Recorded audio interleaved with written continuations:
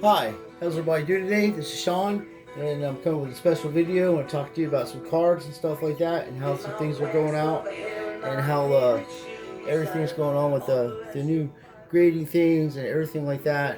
Sorry, I was doing my room, and I found my old replacement CD. So those fellas in their 40s that live in the Minnesota area probably remember the replacements. They used to call them the Mats, and they were really good. So anyway, these are some of my favorite cards. And over the years, I have accumulated these things. It wasn't some, stuff that I've gotten just like real quickly. So I know how long it takes to build a collection. I know how much money it takes to build a collection. And the reason why I always go after some of these channels that are newer channels and stuff like that. I don't actually go after them. I like the people that run the channels, but I know what they're doing. They're grifting people intentionally or unintentionally. You could go to these card shows, and I've gone to quite a few of them over my lifetime.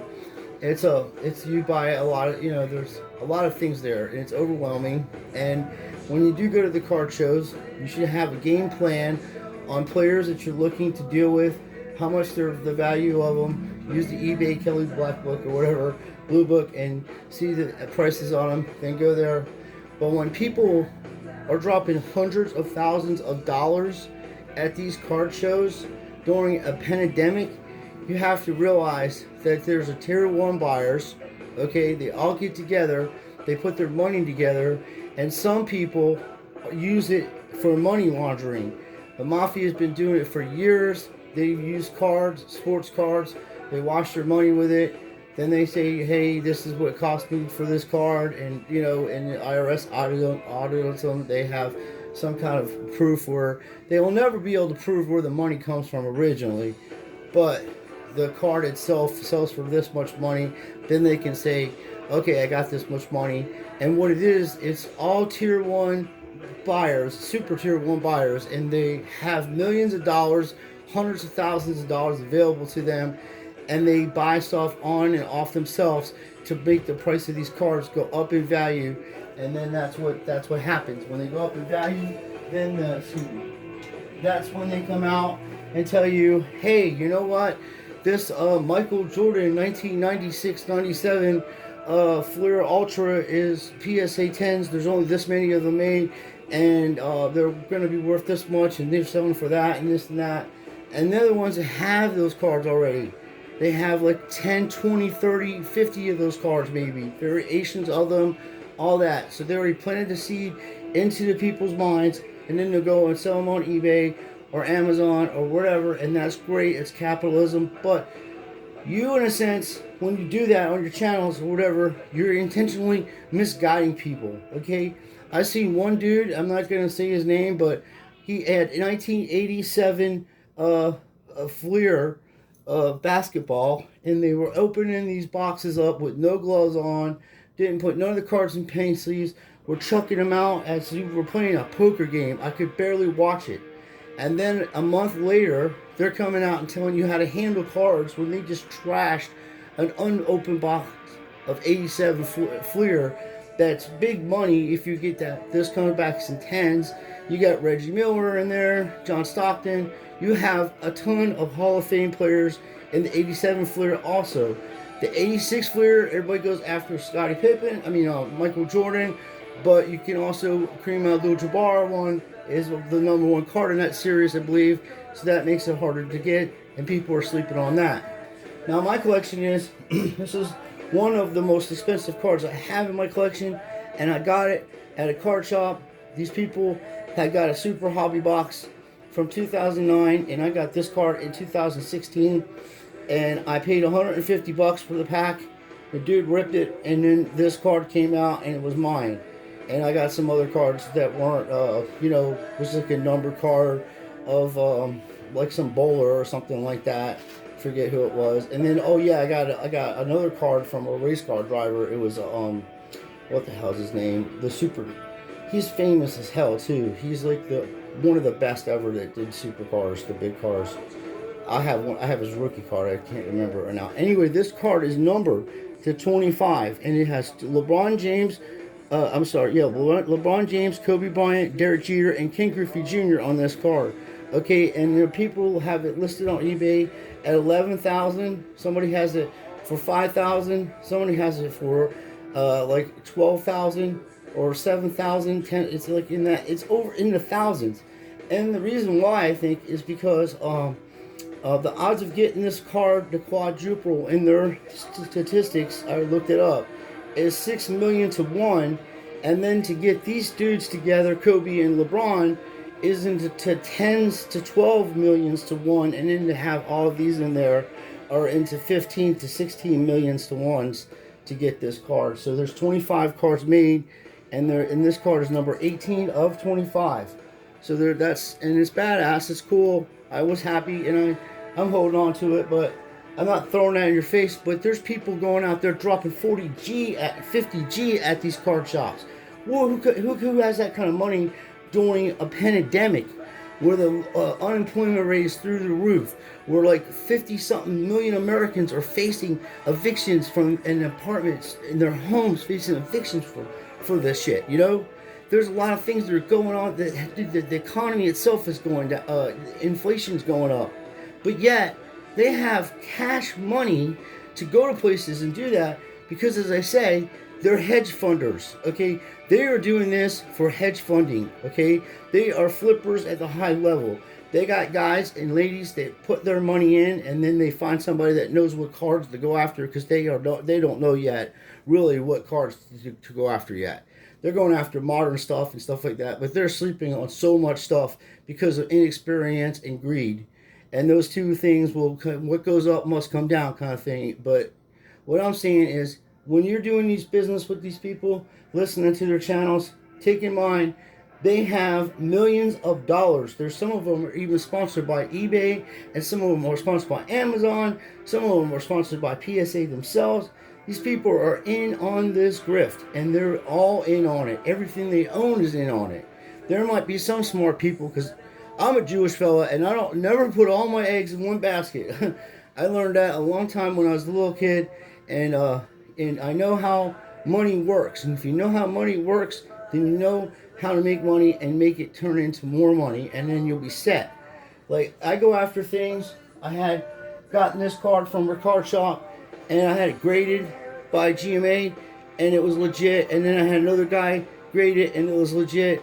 And I want to send it in a PSA, and it's legit. I guarantee you 100%, because the same dude that sent me this card, sent me another autograph, which I did get graded by PSA, and it's hand-on one. Where's that?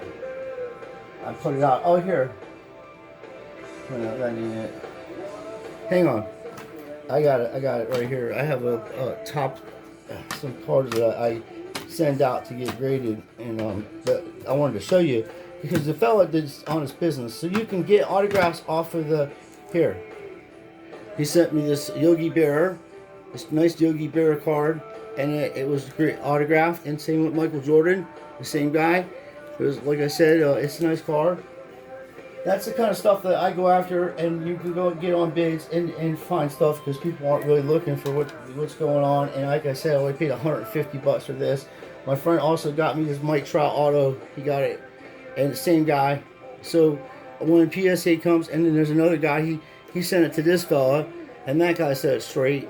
But I'm sending it to PSA because that is straight. I've looked at his autograph, and for once, some of these people are doing good business because my friend knows autographs better than anybody I've ever met in my life. And then Tom Brady, I got a Tom Brady auto. I got 5 Tom Brady's autos. I got another one coming to me he's getting. So I have hand-on ones, and he's not signing anymore. And then he got me a Patrick Mahomes card. And, I'm coming out of pocket on these things, so they're legit. This is a legit autograph for this guy, you know what I mean? And it's, once it goes in a PSA container and it says that much, that it's legit, complete, which I already know, And then I've pulled cards. I have a green one of that I sold recently because I have 2 of them, and I had the one in One Touch. And then these cards are super short print ones. They're the silver wave ones, and this is like compared to having the prism in this card. It's very rare. That's the type of stuff I go after. Numbered cards, autographs, legit autographs. My friend got me this Derek Jeter autograph. I know that shit's legit. I've looked at so many of his autographs. Matter of fact, I'll take it out of a book bag. I always keep these in bags because of dirt and also the fact of the matter, I don't want it scratched. But let's look at his autograph. It's straight. You can take a snap picture of this and compare it on eBay or any place you want to. But I ain't taking it out of this one touch. But this is his rookie upper deck gold one. This is the gold tops. I'm sorry. This is the gold tops upper deck. See, oh, I'm sorry. I am so tired. Upper deck top 93. He's the top prospect. And my buddy got it signed way back in the day. And gave it to me. And I've had it for a long, long time. So I have a lot of stuff. I also have the Jeter SP foil. You know, and I pull when I was doing... when I do hockey, I started getting, because he was my favorite player, Austin Matthews. I had over 20 PSA 10s of this dude. And I was just selling them because people were like, hey man, I need it for my set. And now they were $1,600 a pop. So, I mean, I made my money back on them because I literally won these cards. This is the first one I won out of the box when I did it, my favorite one. And then I was like, well, I wonder how much the autograph is of Mr. Austin Matthews. And then I found this trilogy puck, and I paid $125 for this card. And this card right here, I won this, but then I went out and bought a bunch of them, and I was paying $150. So his autograph at the time, in this series at least, was cheaper. Now this card's into the $2,000 range. I saw some fellow popping it off because he's the only guy that has it out there, besides myself. So it must be a short print. It definitely comes out of the hobby boxes, and it's awesome. It's Austin Matthews autograph on a puck. And then, of course, you know, I'm a Pirates fan. Everybody knows that. Me and the Jabs, we like our Pirates. He knows I love my Pirates, and so does he. It's hard to watch them. But then I like my, you know, Roberto Clemente. I went out and got an all-star card of him from 1968, and it was very inexpensive. It was like $50 on an auction, which is a steal, you know, and it's a 4 at SGC. I like them for vintage cards. I do like the way they look. So that's the kind of stuff that I go after, and I know talent, and you have to know the talent, and don't buy into the hype. Like, there's certain players, they're out, but I know talent, and I'm going to tell you right now that for sure 100%er that Mac Jones is the real deal and is going to be kicking ass in NFL big time. So that another thing is, like, I was going after Corey Seeger too back in the day, and I have a lot of his cards. I mean, this card's numbered to 10, and it's 6 out of 10 in the world, and it's Beckett 9.5. I'm the only person in the world that I know of that has this card in gem mint. And it's his rookie card, and it's Flair, and I have some really nice stuff from Flair also that just beautiful stuff. And then I like this card, you know. I got this for $30, but you're like, oh man, it's 8.5. No, but look, it's the number 1 of 50. It's the first card in the series. I look for stuff like that. That's the kind of stuff I buy. And then you could get this probably for like $75 in a higher grade. If it's only numbered to 50, this is really cool. This is a very cool card of Kyle Schwarber. He was when he was catching. Now he's an outfielder and he does other positions, but that's pretty cool. I like the way that looks. That's the kind of stuff and stuff you like to collect, you know. Jerry Rice autograph on his rookie card from Fanatic. You know, I bought 2 of those back in the day. They were $175 a piece. For me and Ashley, I bought her for her birthday, and I got the real one in the back too. So. You know, and now it's worth about $1,000. And then, you know, I always liked Jackie Robinson. Growing up, I even read stories about him and stuff. And I was born in '71. He's amazing. I watched highlights of him. Just an amazing person. And I love to have his disposition in life. Very calm man. Very, very focused person. And I admire him. So I go out and buy his stuff also. And this is the 1954 Topps number 10 Jackie Robinson, graded 1.5. And I'll take it, you know, because it's cool. I like the way the Topps is the yellow on it. It's got the Dodgers, and Ashley's a Dodger fan, but she ain't getting my Jackie Robinson. And we got Jackie Robinson named after us. And then my man, Mean Joe Green, I had this since I've been a kid. I got the whole set, you know, and unfortunately we didn't have the stuff to take care of it at the time the correct way. So I got a 3.5, and I got the Terry Bradshaw that goes with it also. But I have a Terry Bradshaw autograph also that was authenticated. And of course, my favorite player, Mario Lemieux in hockey, one of my favorite, him and Sid Crosby, obviously being a Penguins fan. And I love Wayne Gretzky. He was fun to watch. Real card, real legit. This is the Topps Mario Lemieux. The Opechi is an expensive one. I have the Opechi. It is not graded yet. And I also picked this card up a while back now. It's number 4 out of 5. Enshrined autograph of Mario Lemieux. 1997 it was enshrined.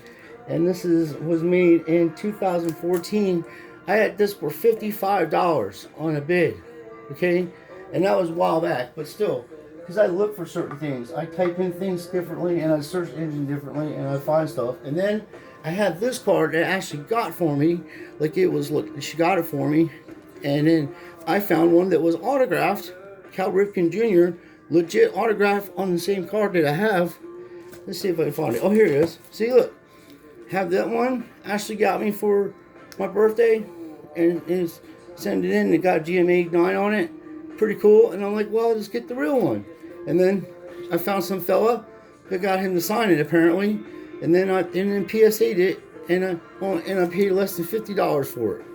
That's the kind of stuff I like too, because it's personal and it's like, oh, there's not many of them out there floating around with autographs on it. So what I'm saying is, when you collect cars and you're trying to flip them, and these guys waiting in line to go to Target and all that crazy stuff, yeah, they're flippers. You buy them and flip the boxes and get $10 more or $20 more, or whatever they're doing. I don't know. I don't do that. I go after the key cards in that set, and I'll just wait for all these people to waste all their money buying these boxes, looking for the stuff, and I'll just buy when I know it's going to be like the legit, like hollows, prisms, numbered cards. Any Tom Brady 2020 cards are gold, dude. That's a hedge fund. That is a serious hedge fund right there. People are sleeping on them. They're already seeing three hollow prisms sell for $200 a piece. Go on eBay, check it out. It was done. They sold it, and hollow prisms or whatever. And then I have about 7 of them. And then I'm going to show you my Tom Brady collection later on. I'll show you.